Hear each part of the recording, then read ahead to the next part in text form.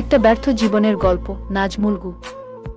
নাজমুল আকন্দ জন্মেছিল একদম সাধারণ এক ঘরে। বাবা আলাউদ্দিন আকন্দ মাটিতে ঘাম ঝরিয়ে সংসার চালাতেন। নাজমুল ছোটবেলা থেকেই স্বপ্ন দেখত একদিন নিজের ঘরটা বদলে দিবে, নিজের পরিবারকে সুখ দিবে। কিন্তু জীবন সব সময় স্বপ্নের মতো চলে না। স্কুলের পড়া ঠিকমতো শেষ করতে পারেনি।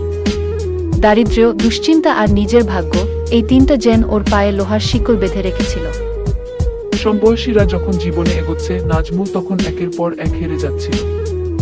কাজ করলো অনেক জায়গা, কখনো দিনমজুর, কখনো দোকানে, কখনো মাঠে, কিন্তু কোনো কাজেই স্থায়ী হতে পারেনি। কেউ বলেছে কি তুমি পারবা না, কেউ বলেছে কি তোমার ভাগ্যই খারাপ।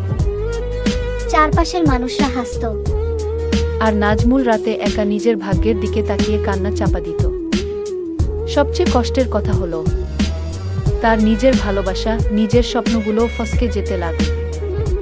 যে মানুষটা একটা সুন্দর জীবন চেয়েছিল, শেষে বুঝল সে কেবল ব্যর্থতার গল্প হয়ে গেছে। লোকজন আজও বলে, নাজমুলের কিছু হয়নি, হবে না গি। আর নাজমুল? সে শুধু হেসে বলে, হয়তো আমার জীবনটা ব্যর্থ, কিন্তু আমি হাল ছাড়িনি। আজ না হোক একদিন এই ব্যর্থ নাজমুলটাই হবে গল্প পাল্টানোর মানুষ।